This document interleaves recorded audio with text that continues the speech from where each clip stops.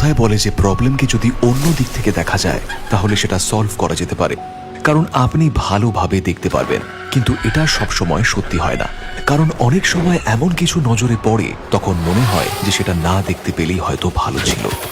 আরে বাস, এটা তো দারুণ। এর কন্ট্রোলটাও ফাটাফাটি ভাই। এই যা ব্যাটারি লো। আরে ভাই, আমি তো চার্জে বসাতেই ভুলে গিয়েছিলাম।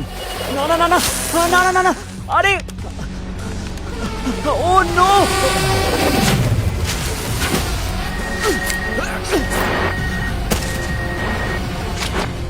তন্ময় ড্রোনটা গাছে আটকে গেছিল, কিন্তু ও যখন এটা খুঁজে পায় তখন এটার ফুটেজ দেখা মাত্রই ও আমার কাছে নিয়ে আসে।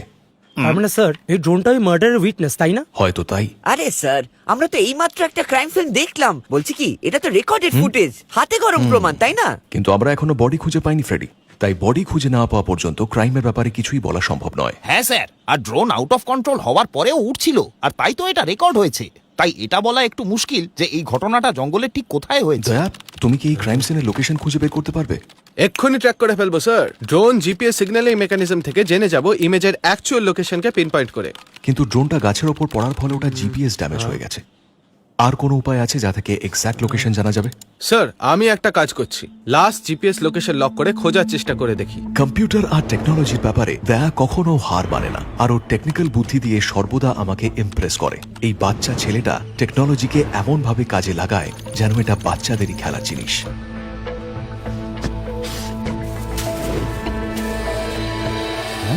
দয়া, আমরা লোকেশনের কাছাকাছি এলেই আমাকে জানাবে। আচ্ছা স্যার, আমি একটা জিনিস বুঝতে পারছি না, দয়া ঠিক লোকেশন খুঁজে বের করতে আমাদের কিভাবে হেল্প করছে? দেখো, দয়া যেটা করছে যে তন্ময় ড্রোনের ফুটেজকে এই ড্রোনের সাথে ম্যাচ করাচ্ছে, আর এই এলাকার জিওগ্রাফিক্যাল ম্যাপ থেকে এক্স্যাক্ট লোকেশন পিন পয়েন্ট করছে। আচ্ছা স্যার, এইবার বুঝলাম। স্যার, এই এলাকাটা ম্যাপের সাথে মিলে যাচ্ছে। আপনারা অ্যাটাক লোকেশনের কাছেই আছেন। আমি এক্ষুনি আমাদের ড্রোন ইউজ করে কারেক্ট পয়েন্ট ট্র্যাক করছি। আপনারা এদিকে আছেন, লেট মি সি। স্যার, আপনাকে 20 ফুট নর্থে যেতে হবে। স্যার, ক্রাইম সিনের পশ্চিম দিকে জলের মতো কিছু দেখা যাচ্ছে। মনে হয় কোনো পুকুর আছে। ওটা পেরোতে পারলেই আপনি এক্সাক্ট স্পটে পৌঁছে যাবেন। ওই দিকে চলো। Okay sir. হ্যাঁ, খুঁজে পেয়ে গেছি। গ্রেট স্যার, ক্রাইম সিন মাত্র 4 ফুট দূরে। এটা কি দয়া? এ তো খোলা মাঠ। অ্যাটাকের এক্স্যাক্ট লোকেশন বলতে পারবে? স্যার, আপনার আশেপাশে কোনো টার্মেন্ডিয়া অর্জুন আছে? ফুটেজ অনুযায়ী অ্যাটাক একটা বড় গাছের কাছেই হয়েছে। কি বললে? টার্মি মিনা আলিয়া অর্জুন? এটা কোনো গাছের নাম নাকি কোনো সিনেমার কাস্টিং? আরে ভাই, তুমি অর্জুন মানে ট্রপিক্যাল আমন্ড ট্রি এর নাম শোনো? যাকে ছাড়ো, এটা ওটাই। তাই বুঝি? ওই তো পেয়ে গেছি। অর্জুন গাছটা বেশ বড়। পেয়ে গেছি অভিজিৎ।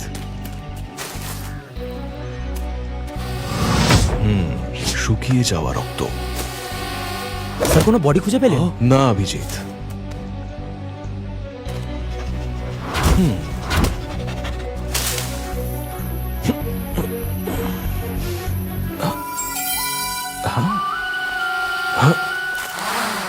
কিন্তু মার্ডার ওয়েপন খুঁজে পেয়েছি। ট্র্যাক করে ফেলেছি ব্রো। মানে মার্ডারটা এখানেই হয়েছিল, কিন্তু ভিকটিমের বডি কোথায় গেল? স্যার, আমার কিন্তু মনে হয় খুনি এখানেই বডিটাকে পুঁতে রেখেছে। আমার কিন্তু সেরকম মনে হচ্ছে না সুশীল। এখানে তো কোথাও মাটি খোঁড়ার চিহ্নই নেই। ছুরি আর ব্লাড ল্যাবে পাঠিয়ে দাও। যদি ফিঙ্গারপ্রিন্ট পাওয়া যায় তাহলে রেকর্ডের সাথে চেক করিও। ওখান থেকে হয়তো কোনো ইনফরমেশন পাওয়া যেতে পারে। Okay sir. মার্ডার ওয়েপন, যার নেপথ্যে কোনো না কোনো গল্প অবশ্যই থাকে, কিন্তু এই মুহূর্তে আমি এটা জানি না যে এই ছুরির মধ্যেই লুকিয়ে আছে মিথ্যে দিয়ে ভরা একটা গল্প। স্যার, কিলার তো খুব চালাক বলে মনে হচ্ছে। ছুরির গায়ে কোনো ফিঙ্গারপ্রিন্ট নেই, কিন্তু স্যার এই রেড লাইটটা কিসের? এটা হলো ওই জঙ্গলের সব থেকে কাছে যে 3টে মোবাইল টাওয়ার আছে তাদের লোকেশন। আইটি টেকনিশিয়ানরা এটা জানার চেষ্টা করছে যে অ্যাটাকের সময় কোন সেলফোন ওখানে অ্যাক্টিভ ছিল। যদি কোনো সেলফোন ওই 3টে টাওয়ারের রেঞ্জের ভেতরে একই টাইমে অ্যাক্টিভ হয় তাহলে আমরা অ্যাটাকার বা ভিকটিমের ব্যাপারে জানতে পারবো। 5টা স্পট, মানে ওই সময় ওই জায়গায় 5টা মোবাইল অ্যাক্টিভ ছিল। তুমি কি বলতে পারবে কোন মোবাইল এই কোঅর্ডিনেটসের সব থেকে কাছে ছিল? শুধু একটাই মোবাইল ছিল যেটা কোঅর্ডিনেটসের সবচেয়ে কাছে ছিল। ফ্যান্টাস্টিক। কার ফোন এটা? ওই দেখুন স্যার। আরে আরে আরে স্যার, এ তো প্রীতিশ। হ্যাঁ স্যার, উনি তো খুব বিখ্যাত অ্যাক্টর। সারা দুনিয়া ওর ফ্যান, এমনকি আমার বউও ওর ফ্যান। ও কি করে খুনি? স্যার, ও কি সত্যিই খুনি? কাল রাতে ও জঙ্গলে কি করছিল? চলো ওর কাছ থেকেই উত্তরটা জেনে নিই।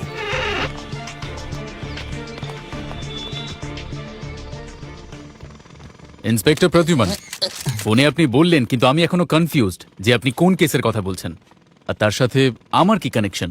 ফোনেও আপনি কিছু বললেন না। এদের সামনে আপনি সবই বলতে পারেন। এই যে আমার ওয়াইফ শেলটন, হ্যালো।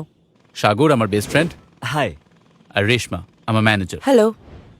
সবাই নিজের লোক। ঠিক আছে। আচ্ছা, এবার বলুন, কাল রাতে ন্যাশনাল পার্ক জঙ্গলে আপনি কি করছিলেন? আমি জঙ্গলে? কি বলছেন আপনি? আই এম সরি, আসলে সুইমিং পুল তৈরি হচ্ছে তাই এত আওয়াজ। যাকে ছাড়ুন। দেখুন, আপনার নিশ্চয়ই কোথাও ভুল হচ্ছে। আমি কাল ন্যাশনাল পার্কের জঙ্গলে যাইনি। কিন্তু কাল রাতে জঙ্গলে আপনার মোবাইল ট্র্যাক করা হয়েছে।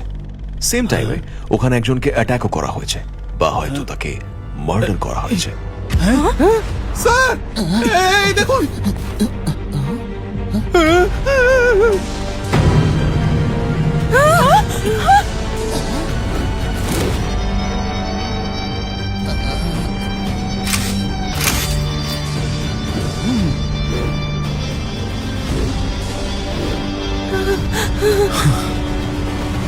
স্যার প্ল্যান অনুযায়ী এখানেই পুল তৈরি করা হবে, তার জন্যই খোঁড়াখুঁড়ি চলছে।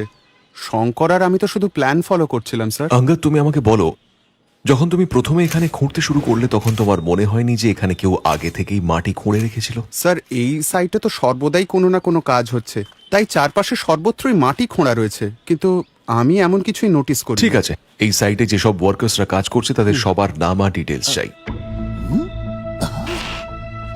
স্যার এ তো সেই ভিকটিমটাই যে ন্যাশনাল পার্কের ভিডিওতে ছিল।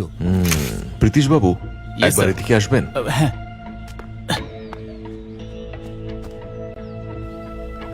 এই লোকটাকে আপনি চেনেন? না না, আমি একে চিনি না।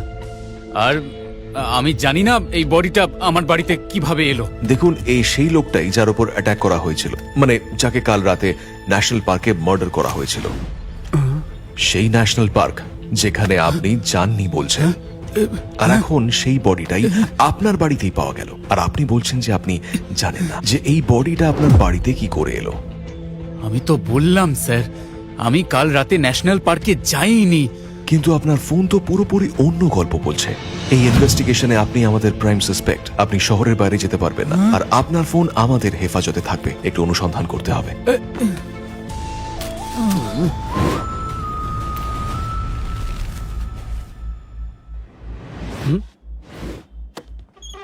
স্যার, কোনো আপডেট? হ্যাঁ, বায়োমেট্রিতে জানা গেছে যে বডিটা প্রীতিশের বাড়ি থেকে পাওয়া গেছে তার নাম হলো রাজ। সে দুবাইয়ের বিজনেসম্যান, আর জঙ্গলের ভিকটিমও একই লোক।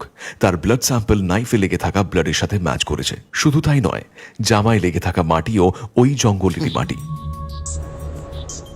সাসপেক্ট লিস্টে তুমি সবার ফটোই লাগিয়েছো কেন? কি হয়েছে? কারণ সবাই মিথ্যে কথাই বলছে স্যার। কিছু জানতে পেরেছো নাকি দয়া? আমি নই, কিন্তু অভিজিৎ বলছে প্রীতেশের হিস্ট্রির মিস্ট্রি সলভ করতে গিয়ে এমন ছেঁকা খেয়েছে, এমন ছেঁকা খেয়েছে যে যেন কোনো ষাঁড় লাল রং দেখেছে। আমার প্রশংসা করছো নাকি আমাকে ষাড় বলছো? এনিওয়ে স্যার, আজকাল সোশ্যাল মিডিয়া থেকে সবকিছু জানা যায়। প্রীতেশের সাথে যুক্ত অনেক সোশ্যাল মিডিয়া অ্যাকাউন্ট আমি দেখেছি, আর একটা ফটোতে রাজকে প্রীতেশের সাথে দেখা গেছে। এই দেখুন স্যার, রাজ মিডল ইস্টের অনেক বড় গেম ডেভেলপার ছিল। কিছুদিন আগেই ও প্রীতেশের সাথে একটা বড় ডিল সাইন করেছে। ও হ্যাঁ হ্যাঁ হ্যাঁ, ব্রো ফ্যান্স তো ক্রেজি হয়ে গেছিল। এই গেম তো রিলিজ হওয়ার আগেই সুপার হিট ছিল। সবাইকে সন্দেহ হচ্ছে স্যার। প্রীতেশ যখন রাজকে চিনতে অস্বীকার করলো তখন সবাই চুপ করেছিল। এই গেম যদি এতটাই ভাইরাল হয়ে থাকে তাহলে প্রীতিশ রাজের সাথে ওর পার্টনারশিপের ব্যাপারে আমাদের কিছু বললো না কেন? ও আমাদের কাছে কিছু লুকোচ্ছে। অ্যাকচুয়ালি স্যার, রাজ পাবলিসিটি পছন্দ করতো না। এমনকি নেটে ওর ছবি খুব কম পাওয়া যায়। ও যখনই পাবলিক প্লেসে আসতো সব সময় মাস্ক দিয়ে নিজের মুখ ঢেকে আসতো। তাহলে এই মুহূর্তে আমাদের কাছে কি কি পয়েন্ট আছে?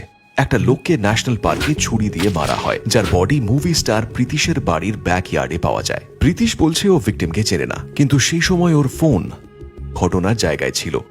আর সোশ্যাল মিডিয়া অ্যাকাউন্টস থেকে এটা প্রমাণিত হয় যে ও বডিকে চেনে না বলে আমাদের মিথ্যে কথা বলেছে।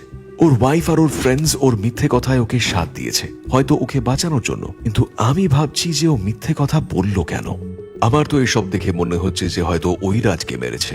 আর যদি মারেও তাহলে নিজেরই বাড়ির কনস্ট্রাকশন সাইটে পুঁতে রাখলো কেন? প্রীতেশ আর রাজ খুবই বড় লোক ছিল, তাতে কি? টাকাটা কারণ হতে পারে না। আর দুজনে মিলে তো একটা গেম কোম্পানি শুরু করতে যাচ্ছিল, তাই প্রীতেশ রাজকে মারার মতো ভুল তো করবে না। ও তো ওর লাভের বদলে ক্ষতিই হবে না, এটাও করতে পারে না। দুজনের মধ্যে কিছু তো একটা গন্ডগোল হয়েছে, তাই তো এই মার্ডারটা হলো। এটা কি করে? অদ্ভুত। কি হলো স্যার? প্রীতিশের ফোনের ফরেন্সিক রিপোর্ট বলছে ওর ফোন সন্ধে 4:27 থেকে 7:06 অবধি সুইচ অফ ছিল। কিন্তু স্যার এইটা কি করে সম্ভব? জিপিএস বলছে ওই ফোনটা ওই সময় ন্যাশনাল পার্কে ছিল যখন ওই মার্ডারটা হয়েছিল। আপনি ওকে আবার কেন ডেকেছেন? আপনি এভাবে হ্যারাস করতে পারেন না। অ্যাজ ইজ লয়ার আমি আপনার ডিপার্টমেন্টকে সু করতে পারি। ম্যাডাম, মাথা ঠান্ডা করুন।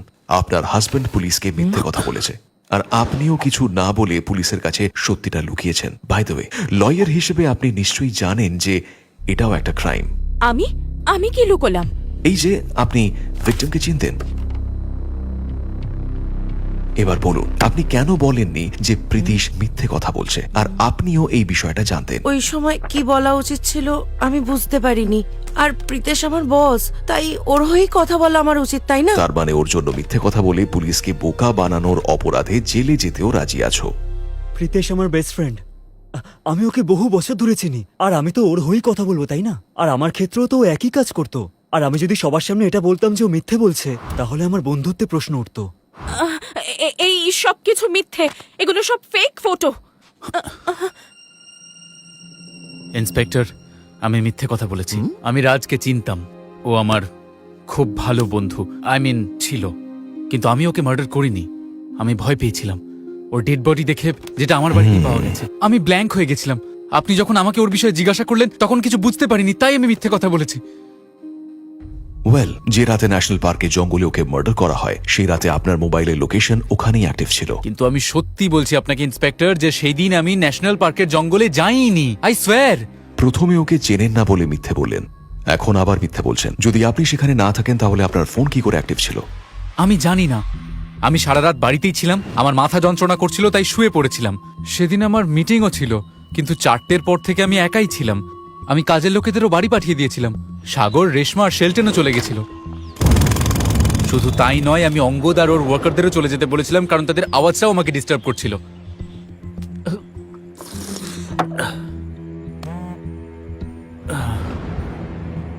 আমি সত্যি বলছি ইন্সপেক্টর, ট্রাস্ট মি। আমি ন্যাশনাল পার্কেও যাইনি আর রাজকেও মারিনি।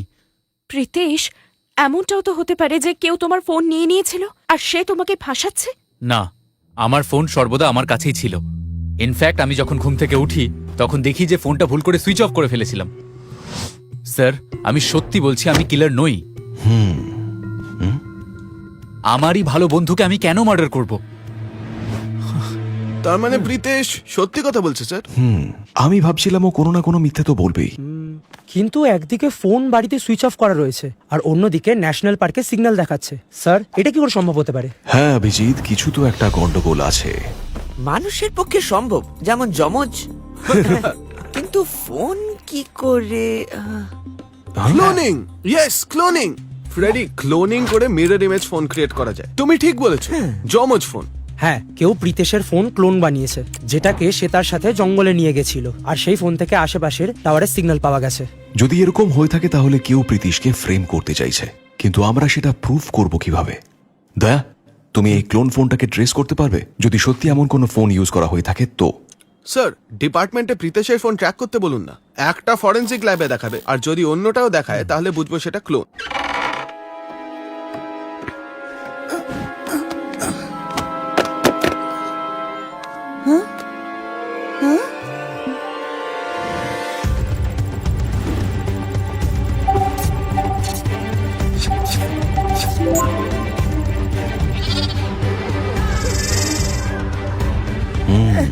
বাবু, আমি জীবনে আগে কখনো এরকম ফোন দেখিনি বাবু। আমি তো কেবল আমার স্বামীর আলমারি পরিষ্কার করছিলাম আর এটা পড়ে গেল। সে এখন কোথায়? আমরা ওর সাথে কিছু কথা বলতে চাই। বাবু, 2 দিন আগে আমার আবির একটা কার অ্যাক্সিডেন্টে মারা গেছে। বাবু, ও বাড়িতেই ফিরছিল আর কোথা থেকে একটা গাড়ি এসে ওকে ধাক্কা মেরে চলে যায়। বাবু, ওকে তো অনেকটা বিখ্যাত ফিল্ম স্টার প্রীতিশের মতো দেখতে। হ্যাঁ বাবু, ও তার ফিল্মে বডি ডাবলের কাজ করত যতদিন না খারাপ সঙ্গে পড়েনি। সর্বদা মদ খেয়ে পড়ে থাকতো বাবু, তাই কাজ পাওয়াও বন্ধ হয়ে গেল। কিন্তু আস্তে আস্তে সব ঠিক হচ্ছিল। এক সপ্তাহ আগেই ও আমাকে বলেছিল ও নতুন কাজ পেয়েছে আর অনেক টাকাও পাবে। কিন্তু কিন্তু আমার কপালে অন্য কিছু লেখা ছিল বাবু। হয়তো ওর নতুন মালিকই ওকে এই ফোনটা দিয়েছিল।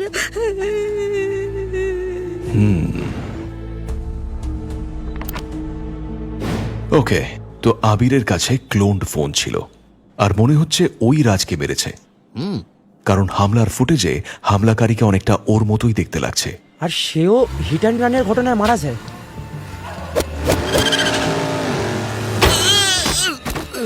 আর এই সব কিছু হলো প্রীতেশকে ফাঁসানোর জন্য। কে সব করতে পারে? দেখো দয়া, যেই করে থাকুক তাকে অনেক খাটতে হয়েছে। আর সে যেই হোক না কেন, সে প্রীতিশের খুব কাছের মানুষ, তাই তো খুব সহজেই ফোনের ক্লোন বানাতে পেরেছে। আর সে সন্ধ্যে 4টে নাগাদ ঘরে ঢুকেছিল যাতে ফোনটা অফ করতে পারে, যার ফলে ডাবল সিগন্যাল রেজিস্টার না হয়। আর তার কাছে বাড়ির অ্যাক্সেসও রয়েছে, আর তাই তো সে রাজের বডি বাড়িতে ঢোকাতে পেরেছে। মনে আছে প্রীতেশ বলেছিল যে শ্যালটন, রেশমা আর সাগর প্রথমে বাড়িতেই ছিল, তারপর ওরা তিনজন একসাথেই বেরিয়ে যায়। প্রীতেশ এটাও বলেছিল যে ও যখন ঘুম থেকে ওঠে তখন ফোন অফ ছিল। আর অঙ্গদকে ভুলে গেলে? আর্কিটেক্ট, বাড়িতে কাজ চলছে, মানে ও সারাদিন বাড়িতেই থাকতো। আমার সর্বদা এটাই মনে হতো যে প্রত্যেক অপরাধের পিছনে কেবল ঘৃণাই থাকে, কিন্তু এইবার আমি ভুল ভেবেছিলাম। এখানে ঘৃণা নয়, প্রচন্ড দুঃখ আর যন্ত্রণা ছিল। আমার কাছে সব প্রমাণ আছে যা থেকে এটাই প্রমাণিত হয় যে তুমি রাজকে মেরেছো। আবির আমাকে সব বলেছে। হ্যাঁ, আর এবার তুমি আবিরকেও মেরে ফেললে।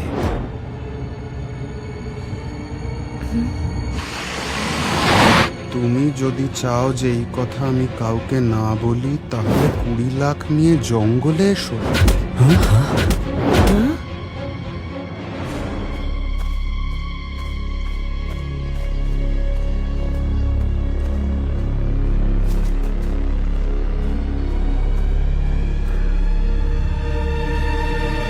দাঁড়াও, এই মেসেজটা তুমি পাঠিয়েছো? হ্যাঁ, আমি আবিরের বন্ধু। সেই রাতে যা যা হয়েছে তারপরও আমার সাথে দেখা করতে এসেছিল। নেশাগ্রস্ত অবস্থায় ও আমাকে সবকিছুই বলেছে। আবির তোমাকে কি বলেছে? বলেনি, ও আমাকে দেখিয়েছে। এসব ছাড়ো, তাড়াতাড়ি বলো টাকাটা নিয়ে এসেছো? অনেক দেরি হয়ে গেছে, কিন্তু এখানে নয়, এখানে কেউ থাকতে পারে, যে কেউ দেখে ফেলতে পারে।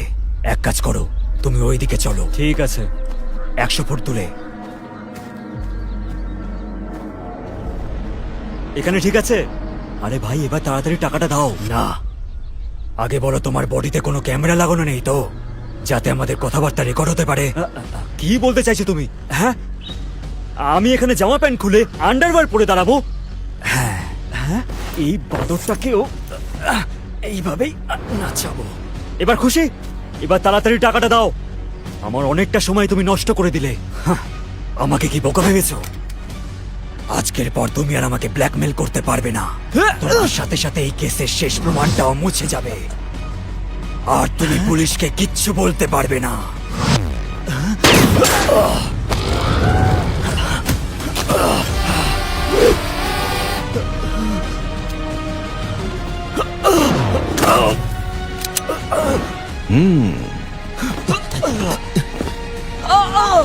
সাগর, প্রীতিশের বেস্ট ফ্রেন্ড। তোমার উপর আমার সন্দেহ ছিলই, তাই আমি যখন তোমার উপর ইনভেস্টিগেশন শুরু করি তখন জানতে পারি যে তুমি একটা আনসাকসেসফুল গেমিং কোম্পানি রান করাতে। তোমাদের 3 জনের গেমিং কানেকশনকে আমি অবহেলা করতে পারিনি। আমার মনে হয়েছিল তুমি এই মার্ডারের সাথে কোনো না কোনো ভাবে জড়িত আছো, আর এই কথাটা তুমি এইমাত্র ক্যামেরার সামনে স্বীকারও করেছো। জানতাম তুমি এত সহজে সামনে আসবে না, আর শেষ প্রমাণটাও লোপাট করতে চাইবে, আর তাই আমি ড্রোনের সাথে গান সেট করে রেখেছিলাম। সাগর, তুমি? কিন্তু কেন? গত 20 বছর ধরে আমরা এত ভালো বন্ধু, তুমি আমার সাথে এমনটা কি করে করলে? বন্ধু, বন্ধু মানে তুমি সত্যি বোঝো? ঠিক বলেছো, 20 বছর ধরে আমরা বন্ধু। আর তুমি কি করেছো? তুমি আমার সাথে বেইমানি করলে। কেন? সব মনে পড়েছে? সেই ওয়েব গেম, ওটা আমারই আইডিয়া ছিল। আমি তোমাকে সেই আইডিয়ার কথা বলেছিলাম, আর রাজকেও আমিই খুঁজে এনেছিলাম। আমি ওর পিছনে পড়েছিলাম, আমি ওকে এই গেমের পার্ট বানিয়েছিলাম। আমার পিয়ার এটাকে ভাইরাল করেছিল। এই গেম আজ অব্দি সব থেকে হিট গেম হতো। আর তুমি কি করলে? তোমরা দুজনে মিলে এই সাকসেস থেকে আমাকেই দূরে সরিয়ে দিলে। তুমি জানতে যে আমার জন্য এই সাকসেসটা কতটা দরকার ছিল। এটা আমার জীবনের সব থেকে বড় ব্রেক ছিল, কিন্তু কেন তুমি এমনটা করলে? আমি সারাটা জীবন তোমার পিছনেই থেকে গেছি, তোমার সব কাজ করে দিয়েছি, নিজে দাঁড়িয়ে গেছি, কিন্তু তোমাকে এগিয়ে দিয়েছি। এতে আমার কোনো অক্ষমতা ছিল না। তোমার সাকসেস দেখে আমি সত্যিই খুব খুশি হতাম। আমি কিছু মনে করতাম না, কারণ আমি মন থেকে তোমাকে বন্ধু ভাবতাম।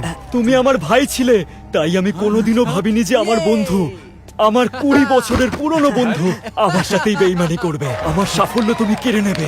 তুমি আর রাজ একসাথে আমার সাথে বেইমানি করেছো, তাই আমাকে তো কিছু করতেই হতো। তাই আমি তোমাদের থেকে প্রতিশোধ নিলাম। আর তাই তুমি প্রীতিশের ফোন ক্লোন করলে, আর সেটা ওর বডি ডাবল আবিরকে দিলে। তাকে দিয়ে রাজকে খুন করালে, আর সেই সময় তুমি প্রীতিশের ফোন অফ করে দিলে। তারপর রাজের বডিকে ওর বাড়িতেই পুঁতে দিলে, যাতে সবাই প্রীতিশকেই সন্দেহ করে। ওকে নিয়ে যাও। চলো ভাই।